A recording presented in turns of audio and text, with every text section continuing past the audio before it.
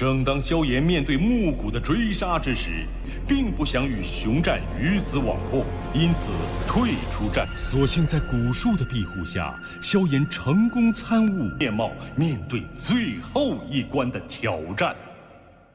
Lúc này, trước khi cuộc chiến diễn ra, đám người hồn điện như chuẩn bị từ trước, hư không bị bọn chúng xé ra một mảng lớn, đứng chấp màn chắn phòng ngự bao phủ bên ngoài Tinh Vận Các. Cốt U nhìn người của mình, thanh âm lão ta vang lên nói: "Động thủ, kẻ nào đầu hàng thì tha, tên nào ngoan cố cứ việc lấy mạng cho ta."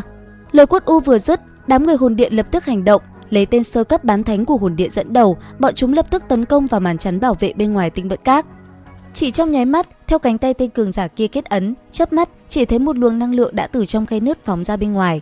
Nháy mắt, một hư ảnh thủ trảo khổng lồ đã từ bên trong khe nứt đánh thẳng ra bên ngoài, hướng về phía màn chắn mà công kích.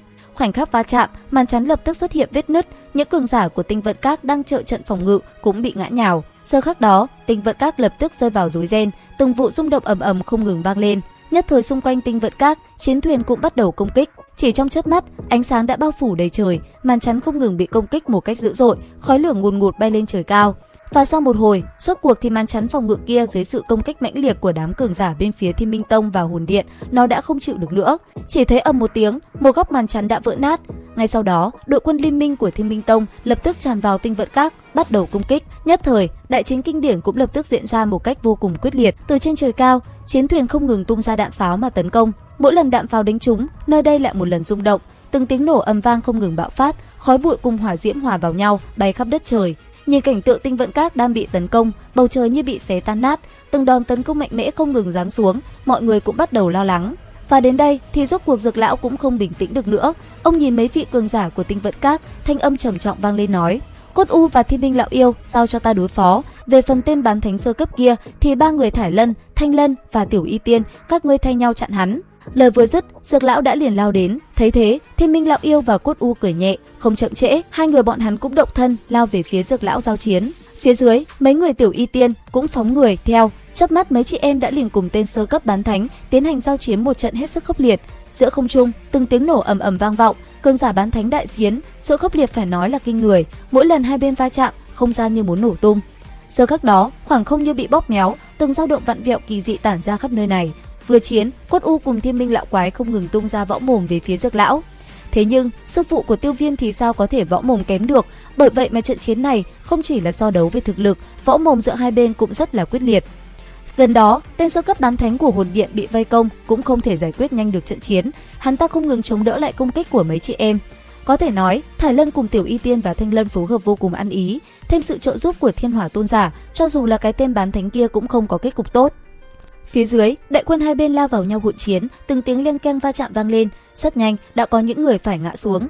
Cứ như vậy, cuộc chiến diễn ra hết sức quyết liệt. Giờ khắc đó, tất cả đều phải thể hiện uy phong, cho dù là ai đi chăng nữa, tuy cấp bậc không cao, thế nhưng họ đều chiến bằng cả tính mạng của mình, khiến đám người Thiên Minh Tông cũng gặp phải tổn thất vô cùng lớn. Một hồi lâu sau, trận chiến giữa đám cường giả đã đến hồi gay cấn nhất. Thiên Minh lão yêu xé rách không gian, chộp thẳng vào yết hầu Dược lão. Nhưng Dược lão quá kinh nghiệm, ông không hề phòng thủ mà tung ra một quyền thẳng mặt, muốn mạng đổi mạng, khiến đối thủ phải lui lại. Thế nhưng, Cốt U đã ở phía sau lao tới, một sợi xích đen ngòm lao ra.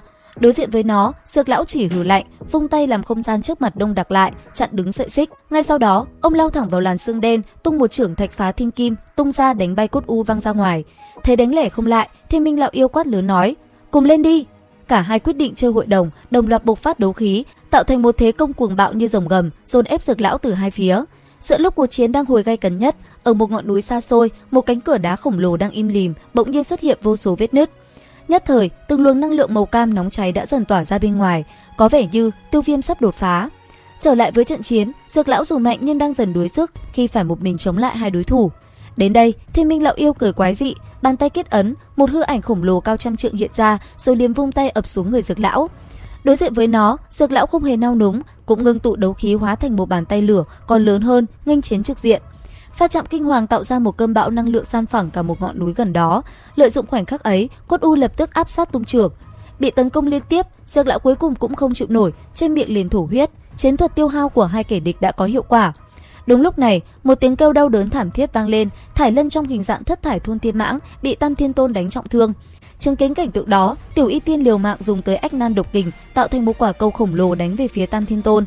Thấy thế, tên kia liền vung tay kết ấn, một đòn công kích cực mạnh phóng ra, liền phá tan công kích toàn lực của Tiểu Y Tiên, làm nơi đây rung động. Bùm một tiếng, Tiểu Y Tiên bị chấn bay ngược về sau, trên miệng thổ huyết.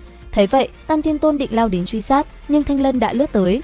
Nhìn nàng, tên kia không thèm để ý, hắn liền lao tới và công kích mạnh hơn. Mỗi đòn tấn công của Tam Thiên Tôn đều hung hãn và đầy uy lực.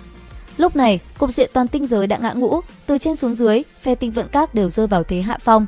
Nhưng quan trọng nhất vẫn là hai vòng chiến đỉnh cao, một bên là Dược Lão, một bên là ba người Thải Lân. Tất cả mọi người đều hiểu, chỉ cần một trong hai vòng chiến này thất thủ, phe Tinh Vận Các sẽ phải đối mặt với một đòn hủy diệt. Trên bầu trời, Dược Lão đối mặt với màn sa luân chiến không ngừng nghỉ của Cốt U và Thiên Minh Lão Yêu, ông đã thấm mệt. Đúng lúc Dược Lão đang phải tập trung cao độ, một tiếng nổ lớn từ phía xa vang lên, Thanh Lân cuối cùng đã không thể chống đỡ nổi, bị Tam Thiên Tôn bắt được sơ hở, một chương đánh bay về phía xa. Ngay cả hư ảnh thiên xà khổng lồ sau lưng nàng cũng gần như bị đánh tan. Trên kiến cảnh này, trong lòng Dược Lão chợt lạnh đi, thế nhưng vì ông phân tâm, Thiên Minh Lão Yêu đã nhân cơ hội mà tung một chưởng đánh tới. Chịu một đòn đó, Dược Lão thổ huyết, thân hình như diều đứt dây, rơi thẳng xuống đất.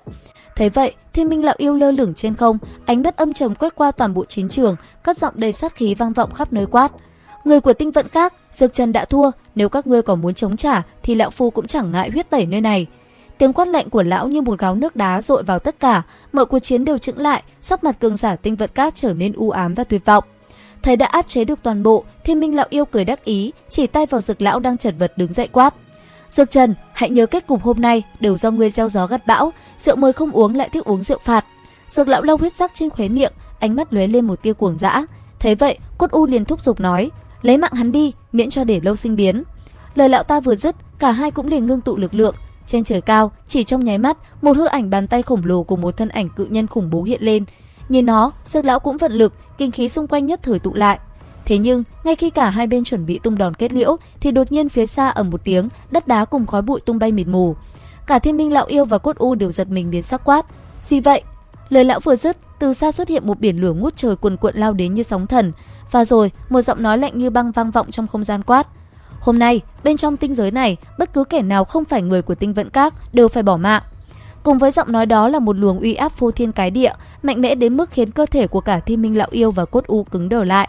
Thấy vậy, trên mặt hai bán thánh cao cấp hiện lên vẻ sợ hãi tột độ, một tiếng thét không thể tin nổi vang vọng chân trời nói: "Đấu thánh, sao có thể?" Dưới vô số ánh mắt chăm chú, biển lửa tách ra, những chiếc lá bồ đề đỏ rực như thiêu rụi cả hư không hiện ra, tạo thành một con đường.